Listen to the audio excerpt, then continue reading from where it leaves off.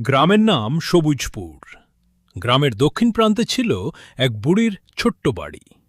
বুড়ির বাড়িতে ছিল ৬টি নারকেল গাছ। গায়ের ঘটা বুড়িকে নারকেল পেড়ে দিত। বুড়ি সেই নারকেলগুলো বাজারে বিক্রি করতেন। নারকেল বিক্রি করে যে টাকা পেতেন সেটাই ছিল তার একমাত্র আয়ের উৎস। বুড়ির একার সংসার সেই টাকাতেই দিব্যি চলে যেত। এভাবেই বেশ কাটছিল বুড়ির দিনগুলো। কিন্তু একদিন এই যে ভাই, চাল আর এক ঠোঙা কিশমিশ দাও দেখি। ছেলেটার আজ জন্মদিন, বউ আজকে পায়েস রাঁধবে। দোকানে কিশমিশ নেই ভাই।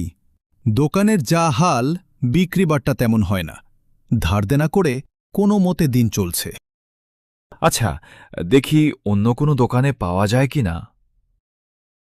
শোন ঘটা, ভাবছি নারকেলের ব্যবসা করব। তা লাভ কেমন রে? শুনেছি বুড়িমা এই ব্যবসা করেই আজ কত বছর ধরে সংসার চালিয়ে আসছে। কত করে বুড়ি তোকে দেয়? নারকেল পিছু ১ টাকা দেয়। আচ্ছা, আমি যদি তোকে নারকেল পিছু ৫ টাকা দিই, তাহলে আনবি? তাহলে তো বুড়িমার কাছ থেকেই কিনতে পারো। আরে মূর্খ, সেটাই যদি করি তাহলে তোকে বলবো কেন? বল তো দেখি।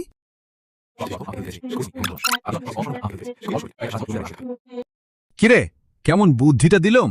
এটা কি আমি পারবো দাদা?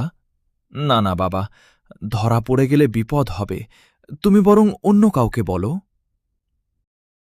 ভেবে দেখিস কত লাভ, আর লাভ, লাভ আর লাভ।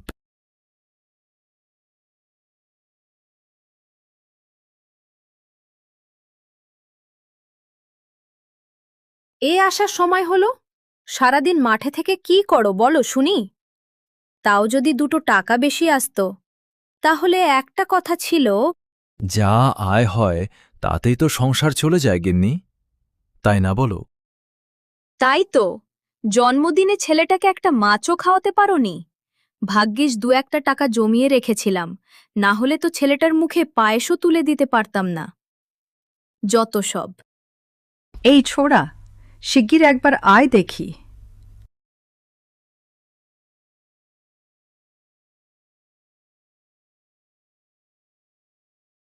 আজ কয়টা নারকেল পেরে দিয়েছিলি তুই? কেন বুড়িমা, যেমন দিই ৩৫টা নারকেল। হাটের মালিক যে বলল কম আছে, টাকাও তো বেশি পেলাম না। হাটের মালিক তোমাকে ঠকাচ্ছে বুড়িমা, মিথ্যে বলছে তোমাকে। কাছে নারকেল তো কমই মনে হচ্ছে। তোমার চোখে ছানি পড়েছে। এই বয়সে কি তুমি চাঁদের পাহাড় দেখতে চাও নাকি? চাঁদের পাহাড় দেখা আর নারকেল গাছ দেখা কি এক হলো নাকি ছোড়া? তাহলে হয়তো গোনায় ভুল হয়েছে। তাছাড়া তোমার নারকেল গাছের ফলনও তো কম হচ্ছে। তুমি গাছগুলোর ঠিকমতো যত্নই নাও না, বুঝলে? ভালো ফলন চাও তো ভালো করে যত্ন নাও, এই বলে দিলাম। এই দেখো গিন্নি, কি এনেছি, দেখো দেখো।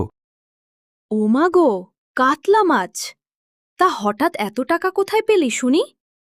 কোথায় পাবো মানে? এবার ফসল ভালো হয়েছে কিনা, তাই তো একটু ভালো টাকা হাতে এসেছে। তা ঘাবড়াচ্ছ কেন? আমি তো মজা করলাম। আর জমিয়ে কাতলা মাছের কালিয়া করব কেমন? যাই যাই।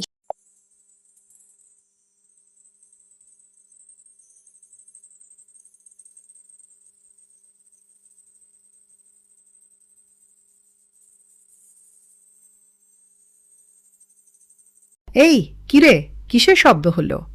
মনে হচ্ছে নারকেল গাছ থেকে নারকেল পড়েছে, কিন্তু এত রাতে নারকেল পড়বে কি করে? যাই তো দেখি। ও, তাই তো বলি, আমার নারকেল গাছের নারকেল কমে গেল কেন? এই চোর চোর চোর, ধরো ধরো ধরো ধরো! কি হয়েছে গো বুড়িমা? আমি ঘুমিয়েছিলাম, একটি চোর এসে আমার নারকেল পেরে নিয়ে গেল। সে কি গো বুড়িমা? এত ভয়ঙ্কর কাণ্ড গো বুড়িমা! বুড়িমা, চোখ কান একটু খোলা রেখে চলুন এবার থেকে।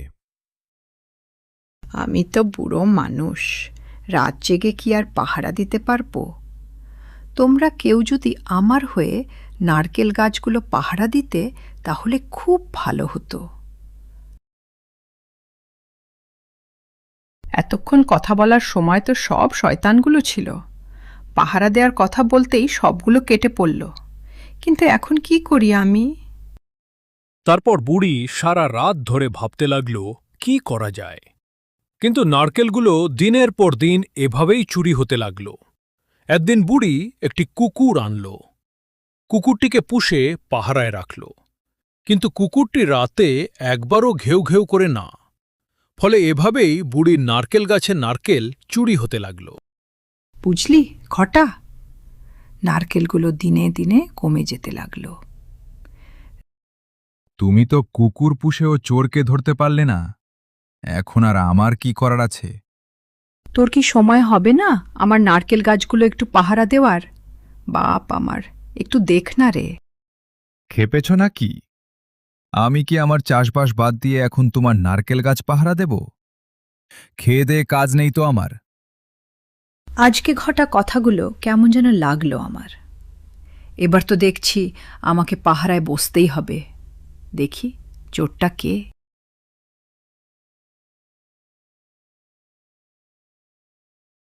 এই তো খটখট শব্দ, নিশ্চয়ই চোর এসেছে। আজকে আমি চোরকে ধরবই, সে হোক ইঁদুর, বিড়াল কিংবা মানুষ। এই আমি গেটটাতে বসলাম।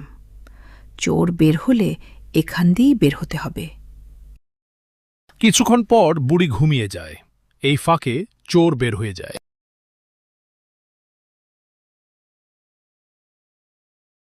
কি গো কাকিমা, হঠাৎ এখানে? কি কিছু হয়েছে নাকি? এই দেখো না বাবা, নারকেল চুরি হয়ে যাচ্ছে। কুকুর পুষলাম, নিজে পাহারা দিলাম, কিছুতেই কিছু হলো না। বুড়ি মানুষ, এখন কি করি আমি বলো না। এখানে আমার কি আর করা আছে বলতো? এত কিছু করেও তো কোনো ফল পেলে না। তা বলছি, সামলাতে যখন পারোই না, তাহলে এতগুলো গাছ বাড়িতে লাগিয়ে রেখেছ কেন? আমার কাছে বেচে দিলেই তো পারো। আহা মরণ, তুই থাক তোর চিন্তা ভাবনা নিয়ে। এই তো একখানা বুদ্ধি পেয়েছি। ভাগ্যিস সন্টুদার বাড়ির পাশ দিয়ে গেলাম। এবার দেখি চোরের কি হয়। ওরে বাবা, বুড়ি গাছে কি লাগিয়ে রেখেছে? এত হাত পা চুলকাচ্ছে কেন? ওরে বাবা, এই তো সাংঘাতিক চুলকাচ্ছে। উফ, কি চুলকায় রে বাবা। চোর এসে গেছে, যাই আসল কাজটা সেরে আসি। এদিকে চোর কোনো মতে নারকেল পাড়ছে, আর বুড়ি পা টিপে টিপে কখন যে নারকেল গাছের গোড়ায় আগুন ধরিয়ে দিয়েছে তা চোর টেরই পেল না। হঠাৎ আগুন দাউ দাউ করে জ্বলে উঠল, আর সেই আগুনের তাপে অনেক ইঁদুর গর্ত থেকে বেরিয়ে নারকেল গাছের আগায় উঠতে লাগল। ওরে বাবারে, ওরে বাবারে, ইঁদুরগুলো আমাকে কামড়ে মেরে ফেলল রে। ওরে বাবারে, বাঁচাও গো, বাঁচাও। গলাটা কেমন যেন চেনা চেনা লাগছে। এই চোর, নেমে আয়, নেমে আয় বলছি, নইলে আজকে তোকে জ্যান্ত আগুনে পুড়িয়ে মেরে ফেলব। আজকে আমি চোর ধরেছি, দারুণ মজা, দারুণ মজা, দারুণ মজা রে। আজকে আমি চোর ধরেছি, হা হা। কে কোথায় আছো? বাঁচাও, বাঁচাও আমাকে। এই পাগলা বুড়ি আজকে আমাকে মেরেই ফেলবে। নামাও, নামাও আমাকে। এই তো দিচ্ছি আমাদের ঘটা। কি রে? হ্যাঁ, আমি আগে থেকেই জানতাম এটা ঘটা হবে, কারণ ঘটা আমাকে প্রতিদিন নারকেল পেড়ে দিত। তাই কুকুরটাকে আগে থেকেই চিনিত। সেই জন্যই কুকুরটা রাতে চিৎকার করত না, কেননা ঘটা আগে থেকেই কুকুরটার পরিচিত ছিল। তাই আমার সন্দেহ হয়েছিল, আর সেই কারণেই আমি নারকেল গাছের নিচে গর্ত করে রেখেছিলাম, যাতে ঘটা এলে আমি আগুন জ্বালিয়ে দিতে পারি। পুরোটা আমার বুদ্ধি ছিল, বুঝলি? আমাকে ক্ষমা করে দাও। আমি লোভে পড়ে দোকানদারের কথা শুনেই এই কাজটা করেছি। আমি ভুল করেছি, আমাকে ক্ষমা করে দাও। চুরি করার সময় তো এসব মনে ছিল না, এখন আর ক্ষমা করা যাবে না। এখন আমরা তোকে পুলিশের হাতে তুলে দেব। কাল সকালে পুলিশে দিয়ে দেব।